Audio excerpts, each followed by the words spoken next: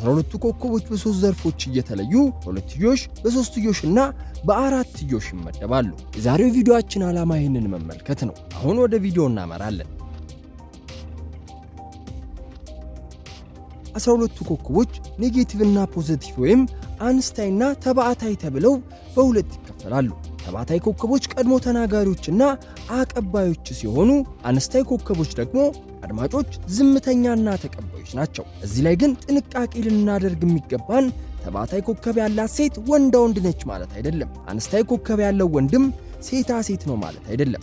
የበላይና የበታችነትም በምድብ ውስጥ የለም። ተባዕታይ ኮከቦች የሚባሉት ኤሪስ፣ ጄሚናይ፣ ሊዮ፣ ሊብራ፣ ሳጁታሪስ እና አኳሪየስ ሲሆኑ አንስታይ ኮከቦች ቶረስ፣ ካንሰር፣ ቪርጎ፣ ስኮርፒዮ፣ ካፕሪኮርን እና ፓይሰስ ናቸው።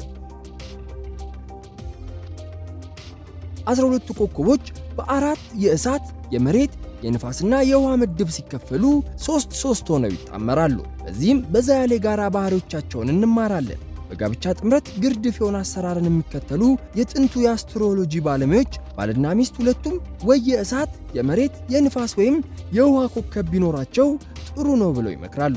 ይህ አካሄድ ብዙ እውነት አለበት። የፍቅርና የጋብቻ ጉዳይ ግን በዘመናዊ አስትሮሎጂ በዝርዝር ማትማቲክስ የሚሰራ ነው። ወደ ዋናው ጉዳይ እንመለስና ኤሪስ፣ ሊዮና ሳጁታሪየስ በእሳት ምድብ ውስጥ ሲገኙ፣ ቶረስ፣ ቪርጎና ካፕሪኮርን የመሬት ምድብ ውስጥ ይገኛሉ።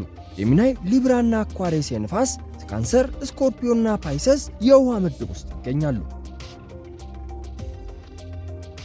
የእሳት ኮከብ ያላቸው ሰዎች ተፈጥሯቸው ውስጥ የእሳት ባህሪ ይታያል። እንደ እሳት ሁሉ የቀዘቀዘ ሳይሆን ሞቅ ያለ ተፈጥሮ አላቸው። ቆጣ ማለት የሚችሉ ኃይለኛ የሆኑ ተናጋሪዎች ናቸው። በገንዘብ አያያዛቸው ለነገ የማይሉ ቸሮችና አለፍ ሲልም አባካኝ አይነት ናቸው። የሌሎችን ድጋፍ የማይፈልጉና በራሳቸው መንቀሳቀስ የሚችሉ ብርቶችም ናቸው። ደፋርና ንቁ በመሆናቸው ምክንያት የነገሮች ሁሉ ጀማሪ የሆኑ ፋና ወጊዎች ናቸው።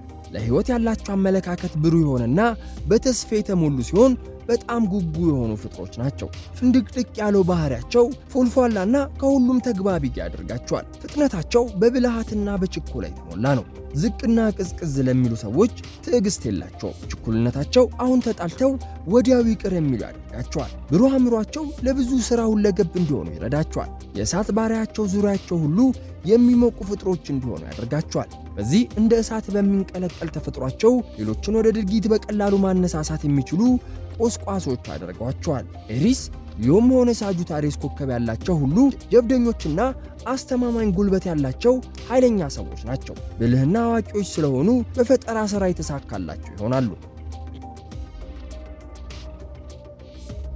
የመሬት ኮከብ ያላቸው ግለሰቦች ሁሉ ባህሪያቸው እንደ ኮከባቸው መሬት ነው። እገሊት መሬት ናት ወይም እገሌ መሬት ነው ብለን የምንገልጻቸው ሰዎች በአብዛኛው የመሬት ኮከብ ባለቤቶች ናቸው። ለማወደስም ሆነ ለመውቀስ፣ ለመቆጣትም ሆነ ለመደሰት አይቸኩሉም። በጣም ትዕግስተኛና አስተዋይ ናቸው። ከዛሬ ኃላፊ ደስታ ይልቅ ለነገ ዘላቂ ጥቅም ይተጋሉ። ቶረስ፣ ቪርጎ ወይም ካፕሪኮርን ኮከብ ያላቸው ሰዎች ባስቀመጥንበት የምናገኛቸው አስተማማኝ ፍጡር ናቸው። የመሬት ኮከቦች ረጋ ያሉና ሁሉንም ነገር በጥንቃቄ የሚያዩ እንዲሁም የሚይዙ ሰዎች ናቸው። ነገን የሚጸጸቱበትን ነገር ዛሬ አያደርጉም። አስቀድመው ሳያመዛዝኑ እርምጃዎችን አይወስዱም። በእንቅስቃሴያቸው ሁሉ ዝግ ያሉ ናቸው። በአባካኝነት የማይታሙና እኔ ነኝ ያሉ ቆጣቢ ናቸው። በዚህም ሳቢያ ብዙዎቹ ከችግር፣ ከረሃብ፣ ከማጣትና የሰው እጅ ከማየት ርቀው ይኖራሉ። የዚህ ሁሉ መነሻ ከመንፈሳዊነት ይልቅ ወደ ቁሳዊነት የሚያደላው ተፈጥሯቸው ነው።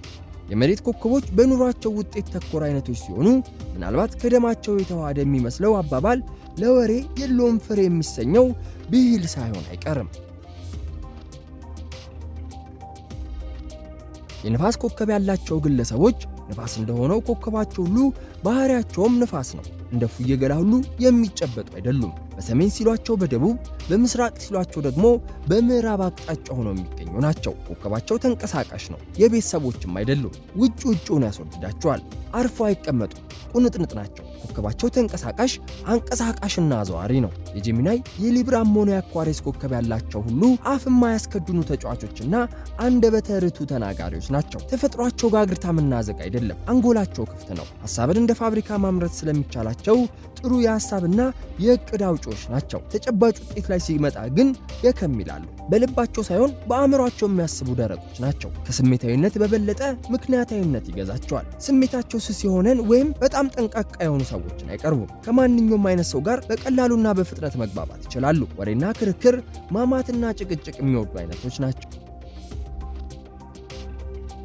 የውሃ ኮከብ ያላቸው ሰዎች ልክ እንደ ኮከባቸው እንደ ውሃ ሁሉ ጥቂት ነገር ይበቃቸዋል። በጥቂት ነገር መናወጥና መደነቅ ያበዛሉ። በዚህም ምክንያት ለደህንነታቸው ቅድሚያ ይሰጣሉ። ቀንድ አውጣ ይመስል ትንሽ ነገር በተነኮሳቸው ጊዜ ፈጥነው ወደ ዛጎላቸው ይገቡና ከዚያ በኋላ የማይገኙ ይሆናሉ። ስሜታቸው በትንሽ ነገር ይጎዳል። የካንሰር የስኮርፒዮም ሆነ የፓይሰስ ኮከብ ያላቸው ግለሰቦች በጣም ስሱና በጣም ስሜታዊ የሆኑ ናቸው። ስሜታቸው ጥልቅ ነው። በአእምሯቸው ሳይሆን በስሜታቸው ነገሮችን ሁሉ ገልጸው ማየት ይችላሉ። የተፈጥሯቸው ትንግርታዊ ነው። ትከሻቸው በሚነግራቸው ይንቀሳቀሳሉ። ህልማቸውም ከመሬት ጠብ አይልም። አዛኝና የሌሎችን ሐዘንና ደስታ፣ ጭንቀትና ተስፋ በቀላሉ መረዳት የሚችሉ ናቸው። የራሳቸውን ሰው እንደ አራስ ነብር ከማንኛውም ጠላት ተዋድቀው መጠበቅ ይችላሉ። በአእምሯቸው ሳይሆን በልባቸው ያስባሉ። እግራቸው እርጥብ ነው። የእሳት፣ የመሬት፣ የንፋስና የውሃ ኮከቦች አጠቃላይ ባህሪ ከላይ የተመለከተውን ይመስላል።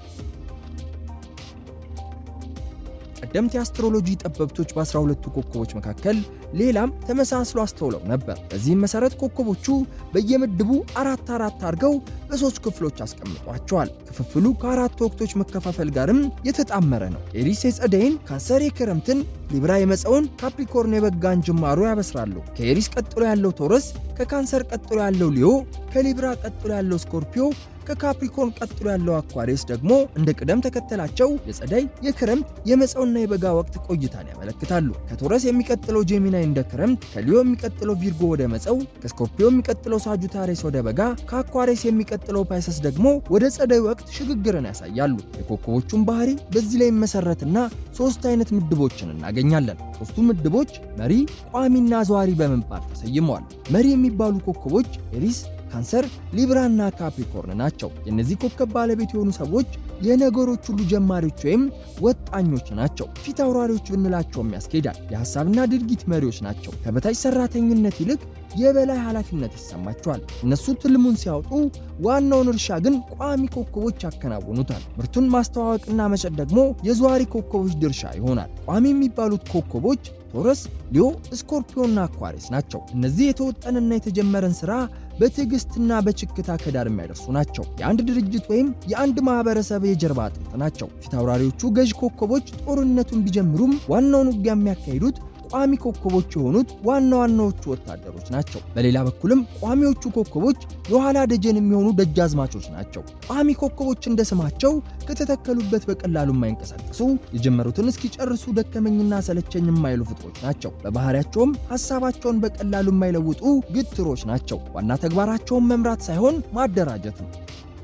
ዘዋሪ የሚባሉት የጄሚናይ፣ ቪርጎ፣ ሳጁታሪየስ እና የፓይሰስ ኮከቦች ዋና ተግባራቸው አገናኝ መኮንንነት ነው። በጦርነት ዘይቤ ብንሄድ ቃኝ ወታደሮች የዘዋሪ ኮከቦች ባለቤት ናቸው። በሌላ በኩል መሪ ኮከቦቹ ፊት አውራሪ፣ ቋሚዎቹ ደጃዝማች ከተባሉ ዘዋሪዎቹ አጋፋሪ ናቸው። ዘዋሪ ኮከቦች ተንቀሳቃሽ ናቸው። ተግባራቸው ከመምራትና ከማደራጀት ይልቅ ማገናኘትና ሐሳብንም ሆነ ቁሳቁስን ማንቀሳቀስና ማዘዋወር ነው። የአንድ ድርጅት የህዝብ ግንኙነት ሰራተኞች ናቸው ቢባል ያስኬዳል። አንድን ስራ መስራትም ሆነ ከአንድ ቦታ ታስሮ ማደራጀት የሚስማማቸው ስራ አይደለም። ከየትኛውም ስራ ሆነ ከየትኛውም ሰው መስማማት ይችላሉ። ግትር አይደሉም። የትም ይላመዳሉ። የራሳቸውን ሳይሆን የሌሎችን ሐሳብ አራማጆች ናቸው። በራሳቸውም አይመሩ። እንግዲህ ባጭሩ የመሪ፣ የቋሚና የዘዋሪ ኮከቦች ገለጻ ይህንን ይመስል ነበር።